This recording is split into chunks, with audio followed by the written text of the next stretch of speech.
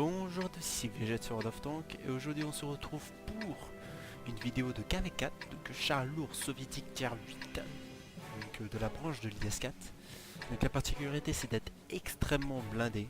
Et après bon c'est un carré, c'est un cube, donc voilà, il n'y a pas de blindage, un peu de blindage est passé sur les côtés mais bon il n'y a pas de blindage anglais, c'est vraiment un pur carré, donc il faut se conforter à ce carré et réussir à faire ricocher avec des tirs avec ça. Mais bon, c'est faisable, je vais vous le montrer en plus sur cette vidéo. On a du matchmaking avantageux, sans arty, du tier 8. C'est vraiment très avantageux pour nous, sachant que notre point faible, c'est l'artillerie. On a une grosse caisse, d'où le revêtement anti-éclat que j'utilise sur ce char.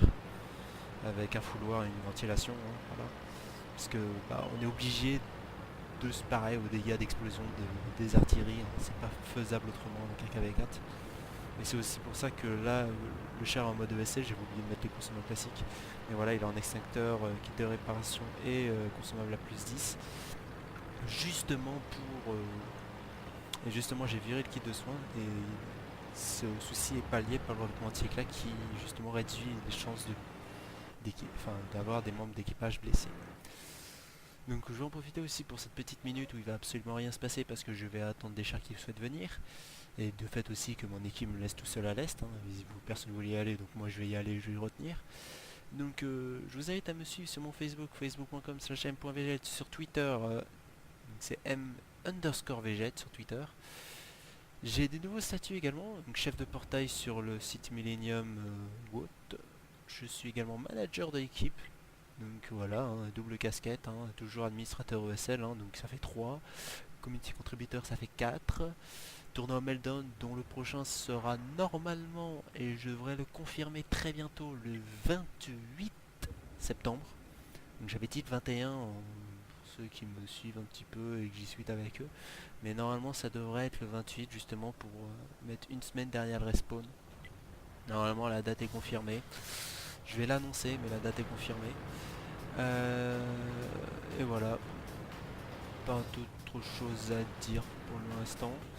Les prochains chars, je vous dirai à la fin de vidéo, mais en tout cas je remercie le chafier de JamCN qui a spoté le Tiger 2 et qui m'a évité d'aller rusher parce que je pensais qu'il n'y aurait personne vu le temps que j'ai attendu.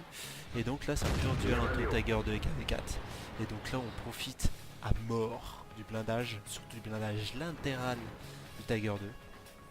Donc on angle quand même correctement son char, vous avez les modes pour ça, mais voilà, moi j'en ai pas trop besoin, j'ai un peu l'habitude. Des fois je rate un petit peu au niveau de l'angle, quelques degrés, mais c'est parce que j'ai pas trop l'habitude de jouer. Les KV4 c'est pas trop compliqué, on se met à peu près à 25-30 degrés. Et après ça devient très dur d'aller chercher ce char. Tout simplement à cause de ce blindage latéral de plus de 150 et du blindage frontal de plus de 180. C'est juste abominable pour les chars comme le Tiger 2, même les tier 6, tier 7, c'est quasiment impossible pour eux. Donc le Tiger 2 on lui a mis 3 tirs et il s'est calmé, le M6 il veut pas se calmer donc il avance, il se dit bon on s'en fout, on va aller rush ce KV4, pas de pitié. Je crois qu'en prenant ses 2 premiers tirs il a compris qu'il pouvait pas, voilà. Alors je me suis demandé par contre pourquoi le Tiger 2 il avance pas, parce que justement il va en profiter justement ce M6 qui prend les premiers tirs pour tenter de me contourner. Peut-être il pense qu'il y avait derrière, en tout cas il a pas voulu et même si c'est mort absolument pour rien. Voilà. D'une inutilité profonde. Voilà. Le suissant qui me dit recule, je veux tirer. Mais moi j'en ai rien à cirer moi. De toute façon je les retiens les 3, il n'y a pas de problème. Et bon pour l'instant il y a 4-4, sachant que j'en retiens 2. Voilà. Pour l'instant on a un léger avantage, même si on a un tir vite de bon maintenant. Donc voilà, on continue notre petit duel, on essaie d'avoir le Tiger 2 comme ça, mais bon, c'est un peu à son avantage parce que ce canon est un petit peu plus haut et lui il voit son tour et l'eau, donc je décide de le rush, pas de pitié, on s'en fout. C'est pas le Jack Panzer 4 qui va me faire peur derrière. C'est un pur duel entre un Tiger et un KV4, et c'est pas de pitié, c'est celui qui roule sur l'autre, donc j'ai roulé sur lui, pas de pitié. Jack Panzer 4 qui est derrière, qui veut essayer de faire des petits trucs, mais bon. Voilà quoi. Je tente un tir au niveau de sa tourelle, pas de bol, ça va pas dans sa caisse. Qu'est-ce qu'il y a assez enroulé de ce côté là. Donc je me dis bon je vais me faire du side scrapping pour aller pénétrer. Je tente le tir, ça veut toujours pas pénétrer. Ok bon, j'en ai vraiment assez. On va se décaler, on va se mettre bien de front. Voilà. Oh, le but. C'est tout mignon, tout plein. Donc maintenant, Monsieur Jack Panzer 4 qui veut essayer de faire de jouer héros, hein, évidemment. Enfin, il veut pas jouer héros, il veut juste se barrer. Évidemment, peur de la puissance du KV4. Mais bon, je comprends, il veut s'enfuir. Par contre, j'ai toujours pas compris pourquoi il s'est pas retourné pour s'enfuir. C'est plus simple de partir en marche arrière que... Enfin, plus simple de partir en marche avant que de partir en marche arrière, on va plus vite. Et de fait qu'il est reculé en marche arrière, bah là il serait déjà parti, alors que bah, je peux continuer à le viser et à le buter. Et ça veut dire gagner à 1 contre 3 en mode You Shall Not Pass. Et ouais, c'est ça, être bon. Ah, évidemment, je rigole, hein, c'est surtout grâce au char.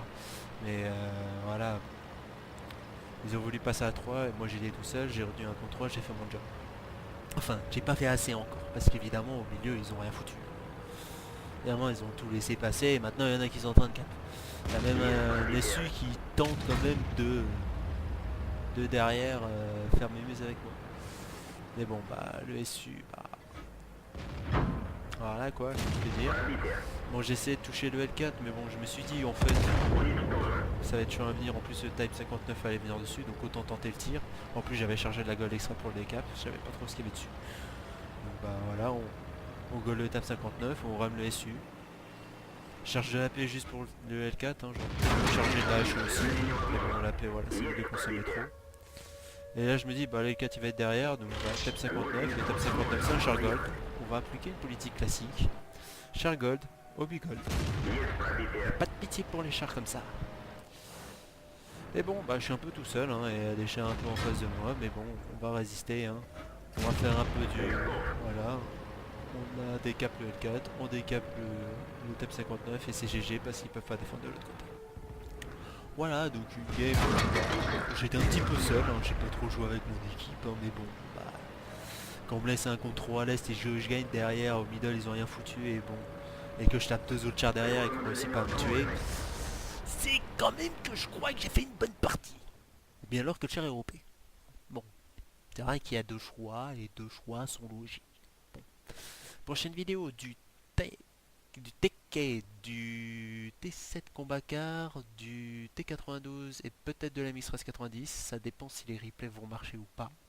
Ah, toujours cette interrogation parce que je sais pas si ça date de l'ancien patch ou pas pour certaines vidéos. On regardera. En tout cas, je vous souhaite de bonnes parties sur World of Tanks ou sur d'autres jeux. Et allez, ciao tout le monde!